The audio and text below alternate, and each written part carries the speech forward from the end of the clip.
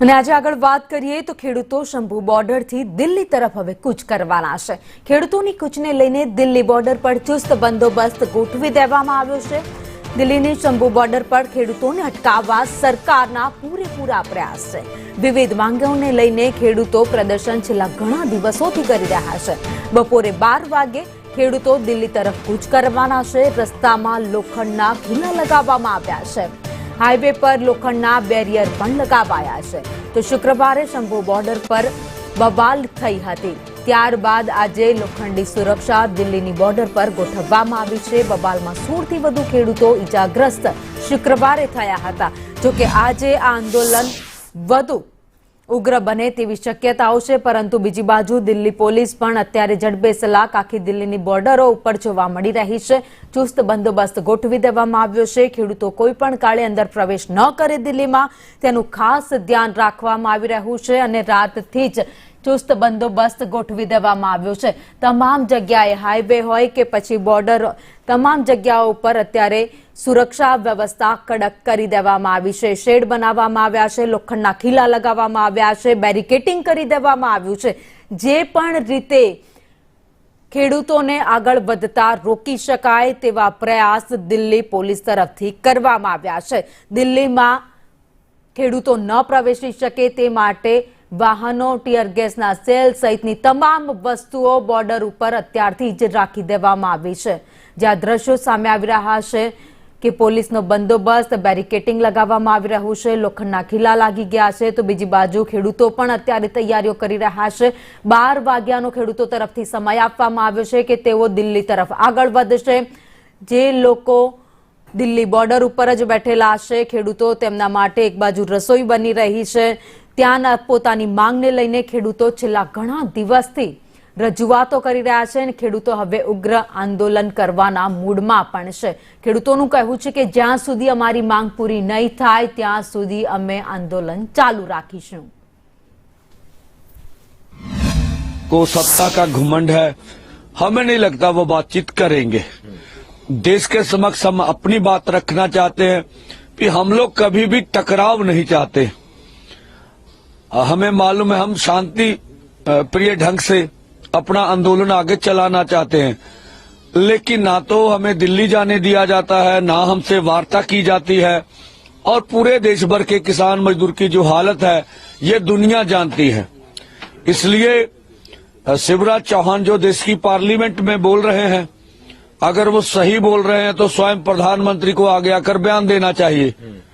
अगर वो कह रहे हम सभी फसलों को एमएसपी के ऊपर खरीद करना चाहते हैं, C250 का भी नाम ले गए, जो ठीक नहीं है। अगर उनकी ऐसी ही मंशा है तो बुरी बात नहीं है, तो फार्मूला रखेंगे ना आपके बजट में कितना प्रावधान है। વધુ અપડેટ સાથે સંવાદદાતા અજય યાદવ દિલ્હીથી અમારી સાથે જોડાઈ ગયા છે। અજય, ખેડૂતોએ પૂરેપૂરી તૈયારીઓ કરી લીધી છે દિલ્હી કૂચ કરવા માટે। देखिए, निश्चित तौर पर उसी को देखते हुए जो प्रशासन है वो भी अपने आप में अलर्ट है, क्योंकि प्रशासन का पिछला अनुभव है कि जिसमें लंबा आंदोलन चला था। किसान न सिर्फ दिल्ली के बाहर सड़कों पे बैठे हुए थे, बल्कि उनको रोकने के लिए दिल्ली पुलिस को काफी मशक्कत उठानी पड़ी थी। बहुत सारी संख्या में किसान भी मारे गए थे उस आंदोलन के दौरान। लेकिन इस बार जो 1 साल से पंजाब और हरियाणा के जो बॉर्डर पे किसान बैठे हुए हैं, आज उसका 300 दिन एक तरह से पूरा हो रहा है। तो उसी के उपलक्ष्य में ये आंदोलन को आगे बढ़ाने की कोशिश की जा रही है। हालांकि पिछले शुक्रवार को जब किसानों की तरफ से आगे बढ़ने की कोशिश की गई तब पुलिस के साथ टकराव हुआ था, और जिसमें करीब 20 के करीब किसान जो थे वो घायल हुए थे, पत्थरबाजी भी हुई थी, टीयर गैस छोड़नी पड़ी थी। लेकिन अब कहीं न कहीं दिल्ली पुलिस को भी लगता है कि अगर किसान इसी तरह से अड़े रहे तो हो सकता है कि दिल्ली में जो सिंघू बॉर्डर है और टिकरी बॉर्डर है, यहाँ से वो प्रवेश कर सकते हैं। तो इसी सबको ध्यान में रखते हुए दिल्ली पुलिस के द्वारा ढेर सारे सुरक्षा इंतजाम किए गए हैं। अभी न सिर्फ बैरिकेटिंग लगाई गई है, बल्कि उसी तरह से कंटेनर का भी इंतजाम कर लिया गया है, और बड़ी संख्या में पुलिस फोर्स की तैनाती की गई है।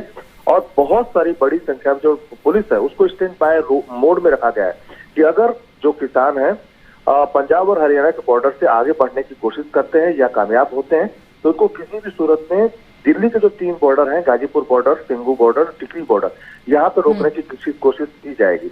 तो उसी तरह के सुरक्षा इंतजाम धीरे धीरे किए जा रहे हैं, और जरूरत पड़ी तो उसको प्रॉपर वे में, जिस पिछली बार किसान आंदोलन के समय जिस तरह की व्यवस्था की गई थी कि जिस तरह से कीले लगाए गए थे, खंदक खोदे गए थे, बड़े बड़े बोल्डर लगाए गए थे, कंटेनर रखे गए थे, वो सारे इंतजाम कर लिए जाएंगे।